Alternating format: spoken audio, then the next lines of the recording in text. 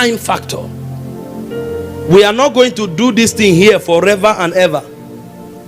Every one of us, there's an allocation of time. For some of us, we will do it for 100 years. For some of us, we'll do it for 120 years. For some of us, we'll do it for 140 years. But no matter how long you do it, be mindful that every second that ticks, the opportunity to serve is being removed. And the day will come, you will not be able to serve anymore. The Bible said, in the grave, there is no praising God. There is no serving God. There is no worshiping God. So whatever you are doing now, there's an allocation. And see the danger of it. Because you are a man, you will not have the energy you have today always. So now that you have the privilege of energy, this is the time to deploy it.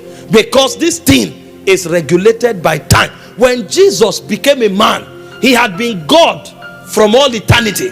But the moment Jesus became a man, he knew that service is time bound.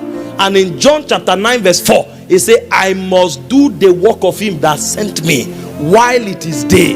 For the night cometh when no man can walk. You will not do what you are doing today every day. Please be mindful of it. In Ephesians 5:14 and 15, 5 verse 15 and 16, the Bible said, awake, awake, thou that sleepest, and Christ will give thee light. Why? Because you need to redeem the time. The days are evil.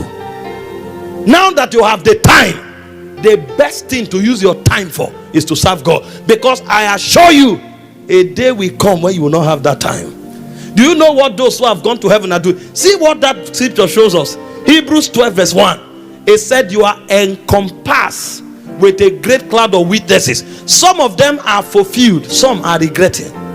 Because there are some, they are saved, they are there, but when they look at you, they wish they have the opportunity to serve God again. Because when they received salvation, they thought that was all. But there are others there like Paul, who said, I have fought a good fight, I have finished my course, there remaineth for me a crown of life. So the crown is not for everybody, it's for those who utilize time to serve God effectively. So in that cloud of witnesses, there are some wearing crowns, there are others without crown, and all of them are now watching you. They will say, I wish they know. Do you know what happened to the rich fool? When he went to Abraham's bosom, he had one prayer.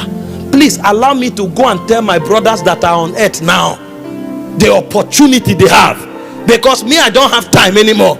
But please, I beg you, allow me to go back and tell my brothers not to live the way I lived. That is the problem many will encounter in eternity. They will regret every second that they refuse to serve God. They will regret every second that they took service for God for granted, because they don't understand what eternity looks like.